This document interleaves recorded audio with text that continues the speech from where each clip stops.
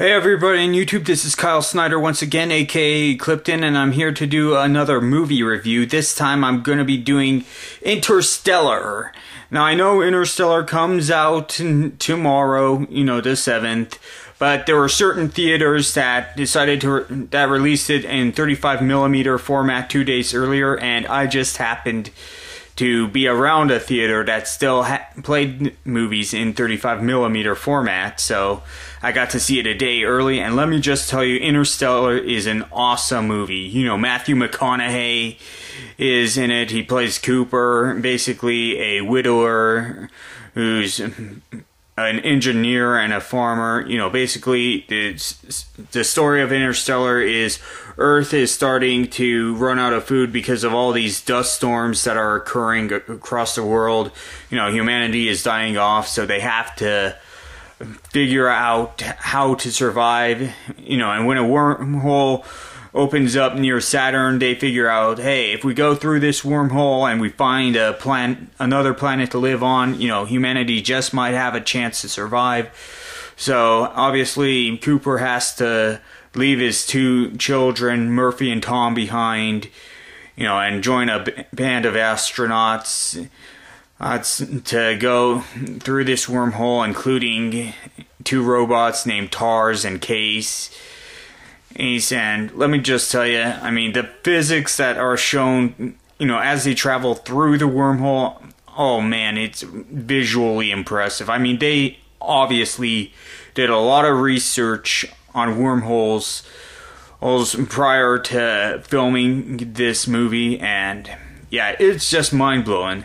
And just when you think you have it all figured out, they turn a 180 on the plot, then another 180, then another 180. This movie was Nolan's most unpredictable movie that he has ever done. Personally, before seeing Interstellar, I thought that the best movie that Christopher Nolan ever did was Inception, the one with Leonardo DiCaprio and that dream heist movie. I thought that was his best one. Well, he outdid himself with Interstellar. I thought it was very cool, with the space traveling, visiting these other worlds. You had this one world where it was like all water, and you had like waves that were like half a mile high. You had another world that was, ice and barren. And Matt Damon was in this film as well. He was in it for about 30 minutes. I won't say what role he played in, because if I were to do that, it would partially spoil the film. So you'd have to see this movie to know exactly what part Matt Damon plays. But yeah, I felt it was, without a doubt, Christopher Nolan's best film that he ever directed.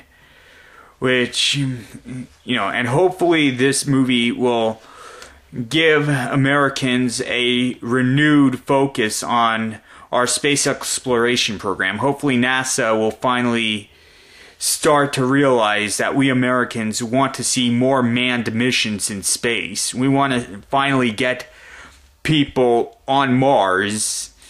If not Mars, then one of the two moons that is orbiting Mars. And as for the U.S. government, ceasing to fund NASA with all these space exploration missions, it's like you've got to start putting a renewed focus on NASA. The American people want space exploration back. I know it may seem like, well, it's not relevant. I got news for you. It is relevant. We want to know what's beyond our planet. We want to know what's beyond our solar system. We know there is life on other worlds, maybe not in this solar system, but beyond the solar system, within the Milky Way galaxy and every other galaxy within our universe. It is our ultimate goal to know and to interact with other living beings throughout the universe. We could benefit very greatly by interacting with these other species, but for some reason, our progress has halted. By now we should have had men on Mars, and yet we don't. So then tell me, people, why can't we have expanded space exploration missions? Why can't we have manned missions in space anymore? Why has the American government become so astrophobic? Why are they ignoring what we are truly interested in? We don't care about policies on healthcare. We don't care about we don't care about the war going on overseas in the Middle East. I mean, yes, it is somewhat of a big deal, but still, I mean, all these foreign policies, you know, all the policies on wanting to give amnesty to illegal immigrants, all that, we're not really concerned about that. What we're concerned about is wanting to go back into space to finish what we begun in the 60s and 70s. Okay, our mission to the moon, that was just scratching the surface. Why have we not cracked through the ground and begun? Why have we not gotten men on other planets? I mean, yes, Mars is pretty much the only nearby planet that we can get men on. You know, we obviously can't go to Venus because, you know, the conditions on that make it impossible for astronauts to survive even in spacesuits. I mean, really, the only conditions in which men can survive with spacesuits that's closest to us is Mars. But still, we can go on to the moons of other planets. It's just, we need to have a renewed focus on our space exploration program. I mean, we need to fund NASA so that with their space exploration program, so that we can finally go to Mars, go to the moons that are orbiting Mars, go to, you know, figure out how to achieve warp speed so that we can reach the other planets in our solar system, and even go beyond our solar system to see what the other worlds are like firsthand.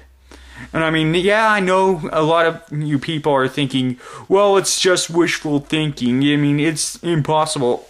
It's not impossible. I mean, if we hadn't have lost focus on our space exploration missions, we could have done all this by now. And yet our government decided to do something else. So to all of you listening, please, please, please urge the government to renew funding on space exploration, because we want it. We need to know what life on these other worlds are like.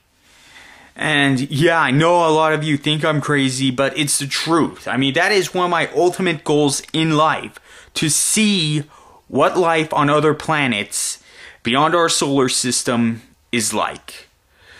But besides that, getting back to Interstellar, I'd give this movie a 9.5 out of 10.